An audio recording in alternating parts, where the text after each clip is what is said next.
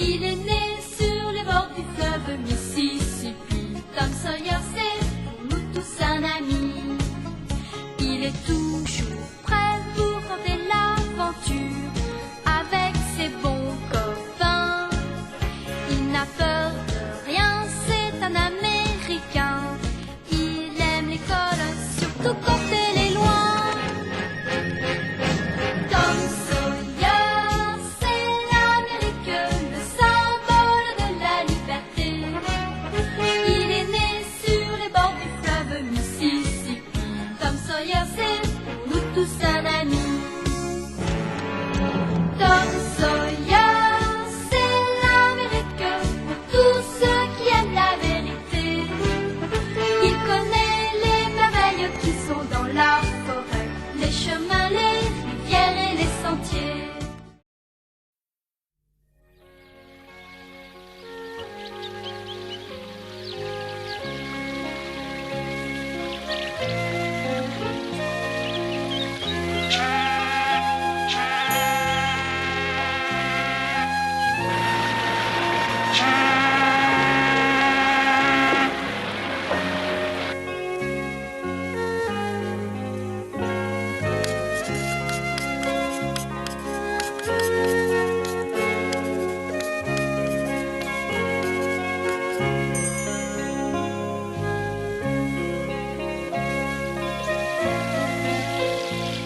Oh, Chenabo, regarde! Oui, allez, tu l'as, allez, oui, tu l'as, allez, lâche-toi!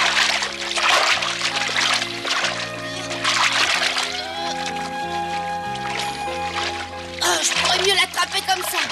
Thomas Sawyer! Ça y est, je l'ai! Thomas Sawyer! Silence! Peux-tu nous dire ce que tu avais? Bah, c'était un gros poisson. Approche un peu par ici, je vais te réveiller, moi.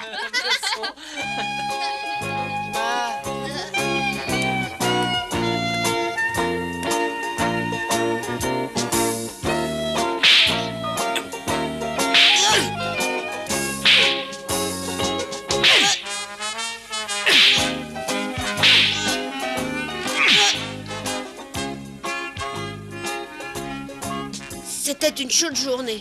L'été arrivait en avance, mais la date des vacances ne bougeait pas, elle. C'était vraiment pas juste.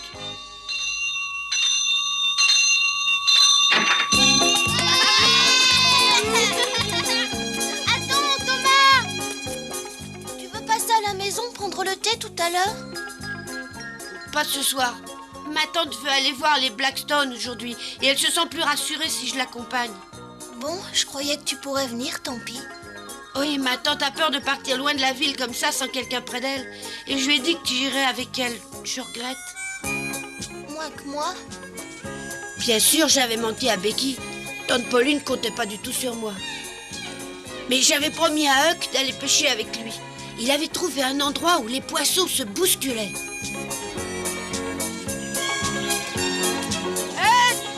Tu es là? Je suis là, tu descends?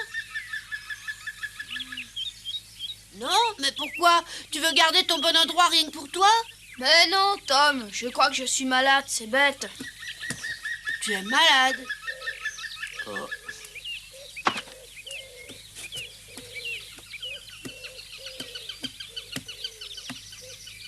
T'as mal au ventre?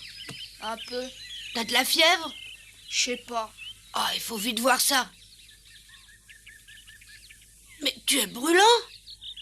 Tu es presque aussi brûlant que moi. Mais toi, t'es pas malade. Non, Alors, puisque t'es pas malade, t'as pas de fièvre? j'ai pas de fièvre, non, puisque je me sens en pleine forme. Alors, j'ai pas de fièvre non plus, c'est évident. Ouais, t'as raison. Ouais, et pourtant, je suis malade, même si j'ai pas du tout de fièvre. J'ai pas tellement envie de me lever. Je comprends très bien ça, mais moi, j'arrive pas à me lever. Mais pour la pêche, ça tombe très bien, parce que tante Polly a dû s'absenter.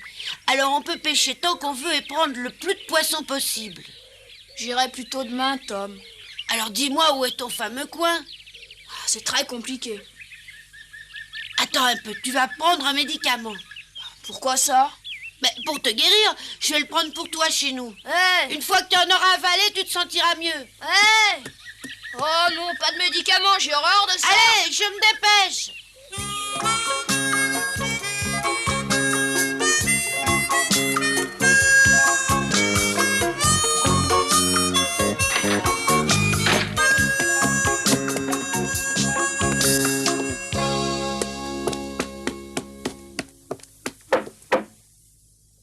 Marie, Tom est revenu. Alors dans ce cas, je ferais peut-être mieux de lui dire de ne plus repartir. Qu'est-ce que tu fabriques, Tom? Je cherche l'huile de castor, Marie. L'huile de castor? Pourquoi donc? Tu es malade? Pas moi, non. Alors pourquoi cherches-tu de l'huile de castor? Mais parce que j'en ai besoin. Si vraiment tu en as besoin, il vaudrait peut-être mieux aller voir le docteur, tu crois pas? Mais je te dis que c'est pas pour moi. Alors si c'est pour quelqu'un d'autre, qui est-ce? Réponds. Ah, la voilà. Oh, elle est presque pleine.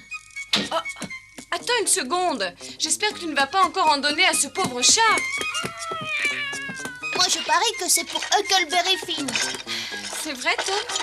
Ma mère t'a dit de rester à la maison aujourd'hui parce qu'il fait trop chaud. Non, ça va, moi, j'ai pas trop chaud. Si tu n'as vraiment pas trop chaud, c'est que tu es malade. Moi, je suis déjà en âge. Bon, excuse-moi, Marie, il faut que je parte. Tu pars voir ton ami Huckleberry alors que maman t'a bien défendu d'aller jouer avec lui. Je le verrai si je veux. Tiens, Tom! je reviens tout de suite.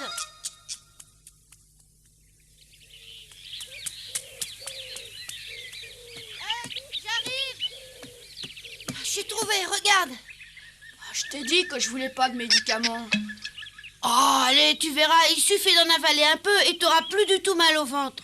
Ah ouais? Ça me guérira? Mais oui, bien sûr, et on pourra même aller pêcher. Il faut en avaler une bonne cuillerée. Oh, je pourrais pas l'avaler. Oh, c'est pas compliqué, tu verses l'huile et puis tu la bois. Prends-en d'abord, je le ferai après toi. Bon, mais alors regarde bien, tu prends la bouteille d'huile et tu remplis la cuillère.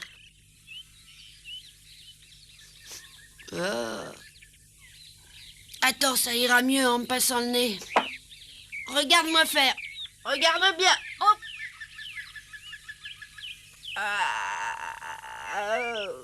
Comment ça fait? Oh, ça fait rien. C'est très bon à avaler, ça descend tout seul. Ça fait beaucoup de bien. Tu m'as vu faire. Alors à toi, vas-y. Oh non, finalement, j'en aurais pas besoin. Et pourquoi? Prends-en, ça te fera beaucoup de bien. Ouais, je vais bien mieux. Regarde-moi. Oh, ouais, j'ai très bien. Bon, on va pêcher? Oh, pas tout de suite, plus tard peut-être. Je sais pas pourquoi, mais je crois bien que je vais être malade. Tom, attends!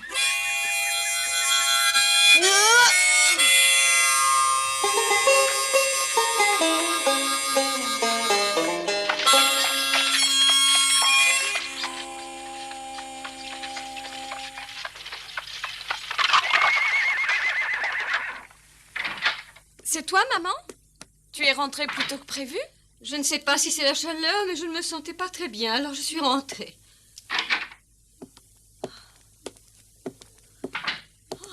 Assieds-toi. Oui, merci. Mais je crois bien que tu as de la fièvre. Oh, bonjour, tante Polly, j'ai fini mes devoirs. Tom est là? Non, il est allé jouer. Il est parti porter un médicament pour soigner un de ses amis qui est malade, maman. Ah oui? Lequel de ses amis est malade? Attends, c'est bête, il me l'a pourtant dit, mais j'ai oublié comment il s'appelait. C'est Huckleberry Finn, tante Polly. Ce chenapan, tu es sûre? Ah oui, absolument. Je ne sais pas si c'est bien lui. Oh, ça va, Marie, n'essaie pas de défendre Tom. Je sais parfaitement qu'il n'a jamais arrêté de voir ce garçon malgré mon interdiction. J'ai bien essayé de le garder à la maison, mais il m'a dit que Huck était malade. Je me demande si c'est vrai. Sûrement, oui, il a pris le flacon d'huile de castor pour le soigner. L'huile de castor? Marie, écoute, mon malaise a l'air d'être plus sérieux que je ne pensais. J'aimerais bien que tu fasses appeler le docteur. Oh oui, bien sûr. J'ai une idée qui pourrait te plaire. Ah oui, laquelle? Si je faisais venir le docteur Robinson, maman. Je ne connais pas ce monsieur. Et c'est le nouveau docteur qui vient juste d'arriver. Oh non, ma chérie, franchement, je préfère le docteur Mitchell. Mais tu sais, je crois que le docteur Mitchell n'est pas bon. Il n'est peut-être pas très bon, c'est vrai. Il est de la vieille école. Mais c'est toujours lui qui nous a soignés. Et je ne vois pas tellement l'utilité de changer de docteur quand on est content du sien. Ce n'est pas parce qu'il y en a un nouveau qu'il faut abandonner l'ancien. Non. Mais maman, tu sais bien que le docteur Mitchell n'arrête pas de boire. Oui, je le sais, mais je lui garde quand même toujours ma confiance. C'est le meilleur docteur pour moi. Ah, que c'est mauvais. Affreux.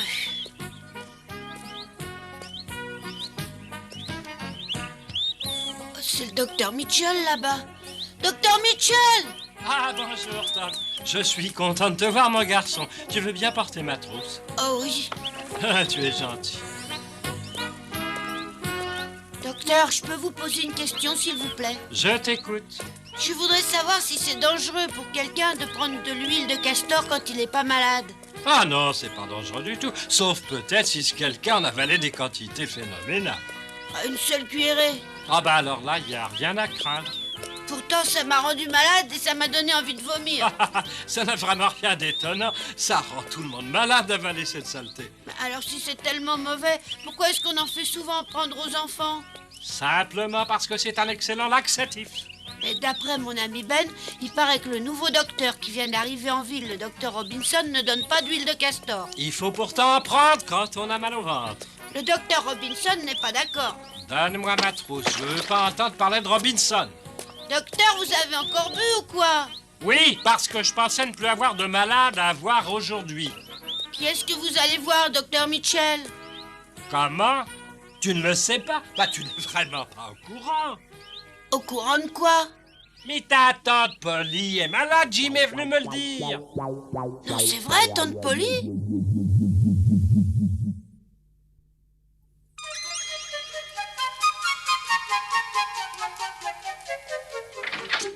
Entrez vite, docteur. Merci, mon garçon. Si, d'où est tante Polly? Elle est couchée.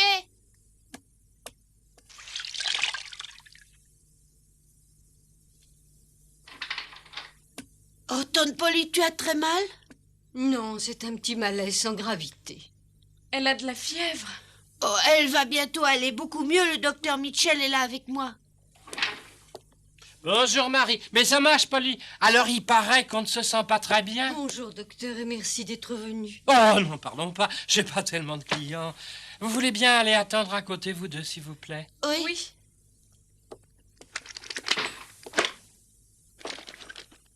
Bon, alors, expliquez-moi donc ce qui ne va pas. Eh bien, à dire vrai, je ne me sens pas bien depuis que cette grosse chaleur a commencé il y a quelques jours. J'aurais dû éviter de me fatiguer. Malheureusement, j'ai fait tout le contraire. J'espère qu'elle n'a rien de grave. Oh non, je crois qu'elle est surtout fatiguée. Elle n'aurait jamais dû sortir par une chaleur pareille. Surtout dans cette carriole qui a dû beaucoup à secouer. Mais alors, qu'est-ce qui va nous préparer à manger, Marie? Moi, voyons, de toute façon, c'était prévu comme ça, puisque normalement, maman devait rentrer très tard. Alors tu vas nous faire à manger? Et demain matin, alors le petit déjeuner? Je crois bien que je devrais aussi le préparer. Et tu préparais aussi le déjeuner, je suppose. Eh oui, il faudra bien. Alors tu pourrais nous faire des fraises avec beaucoup de crème pour le dessert. D'accord. Moi, j'aimerais bien que tu nous fasses du poulet, à condition que j'ai une aile. Comme tu veux. Et demain soir, Marie, tu penses que ce sera encore toi qui nous fera la cuisine? Eh oui, si maman est toujours couchée, ça sera encore moi. Alors j'ai l'impression que ça sera encore toi. Oh, je sais, tu pourrais nous faire un bon ragoût, un ragoût avec tout plein de sauce. Tom! Oui, plein de...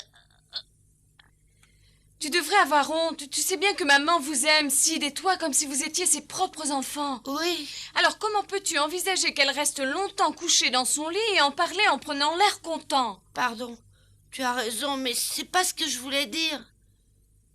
Et puis, de toute manière, n'oublie pas que c'est ta faute si tante Polly est malade. Pourquoi ça? Parce que tu lui crées sans arrêt des soucis. Par exemple, quand elle te dit de faire quelque chose, tu ne le fais pas. Par contre, quand elle te dit de ne pas faire quelque chose, alors là, tu le fais. Oui, Tom, Sid a raison. Tu lui crées beaucoup de soucis. Vous croyez?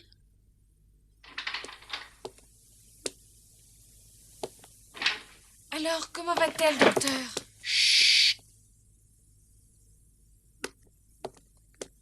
Bah, je regrette de te l'apprendre, Marie, mais ta mère est plus malade que je le croyais. Oh, docteur Mitchell, c'est vraiment si grave que ça? Eh oui. Tom, ta tante m'a demandé de t'envoyer la voir. Moi, mais pourquoi? Ah, elle me l'a pas dit. Mais écoute, ta tante est gravement malade et l'oublie surtout pas pendant que tu te trouveras avec elle. Oui. Dépêche-toi, la fais pas attendre.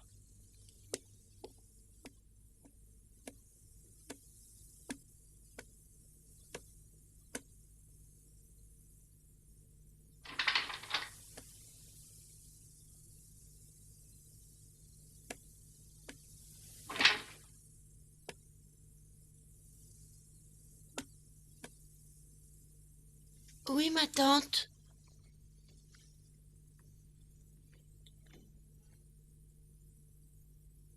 Tante Polly, tu vas me voir, tante Polly?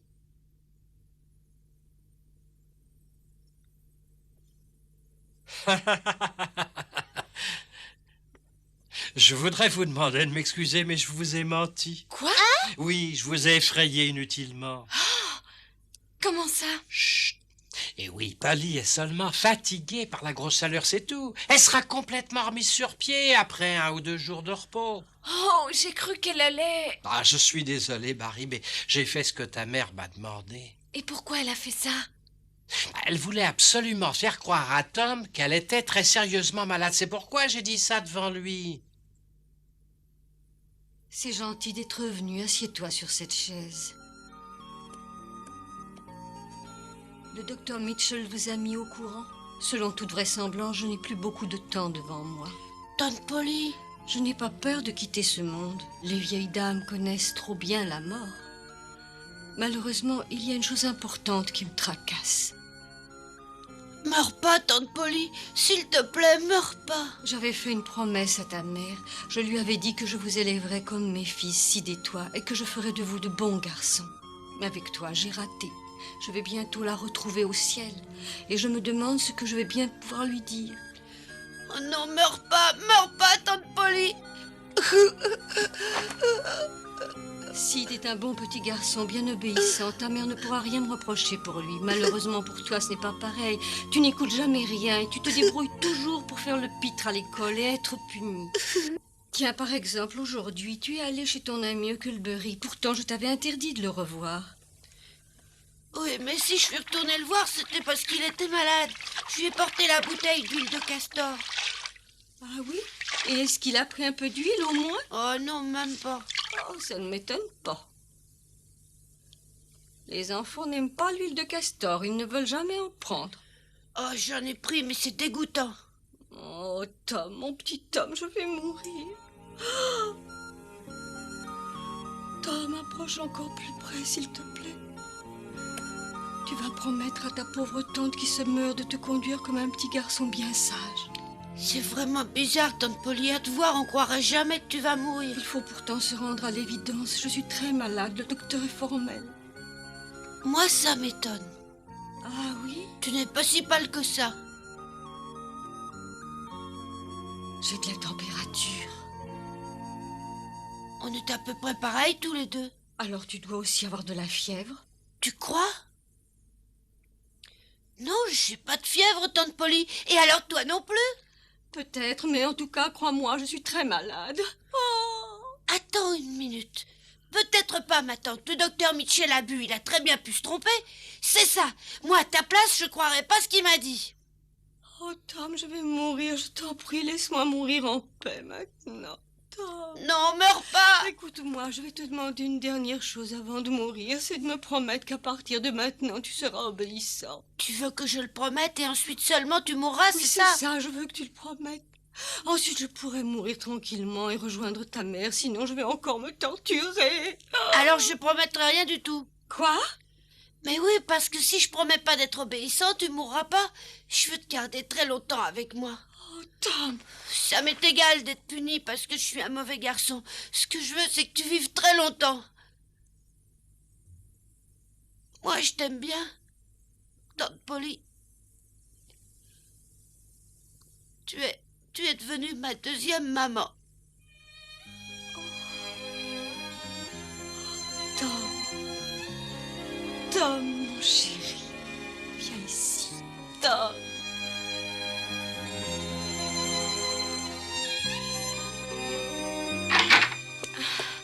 Je t'en prie, maman, ne meurs pas. Oh non, tante Pauline, ne meurs pas! Non, arrêtez. Ah oui, mais tu étais d'accord? Non, la comédie est terminée. Approchez ici, mes enfants. Approchez tous, que je vous embrasse. Ah oui, maman, je préfère ça. Voilà, tante Pauline. Que je suis contente. Venez, embrassons-nous. Je vous aime tous très fort.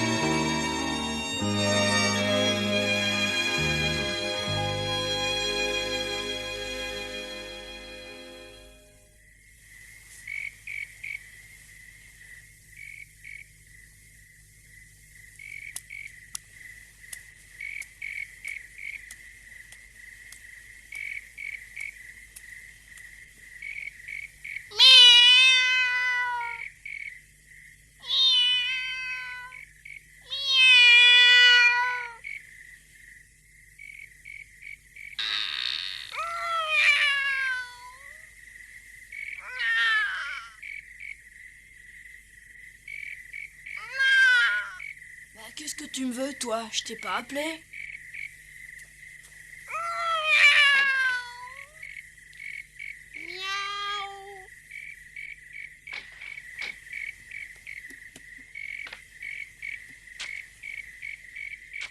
Salut, qu'est-ce que tu veux? T'as oublié de reprendre l'huile de castor. Oh oui, c'est vrai. Alors finalement, t'en as pas eu besoin? Non, mon mal de ventre est complètement passé, je vais très bien. Oh, écoute-la. Tu as pensé à prendre la cuillère? Ouais, tu veux prendre un peu d'huile? Oh non, pas moi, c'est Peter qui va en boire. Peter? Tu crois pas que ça pourrait lui faire du mal? Au contraire, ça lui fera du bien.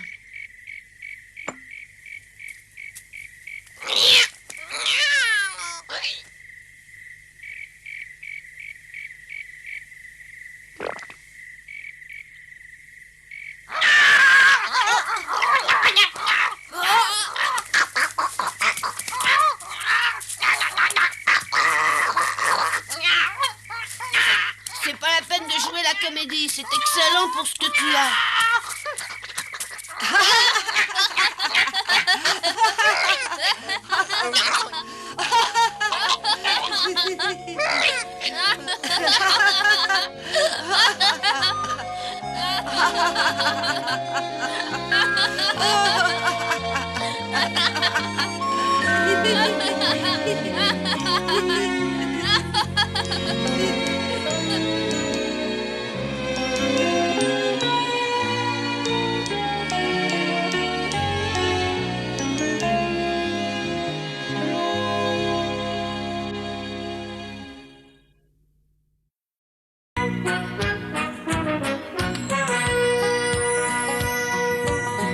Comme trois pommes, Tom Sawyer est un joyeux garçon qui n'aime pas l'école et préfère pêcher les poissons.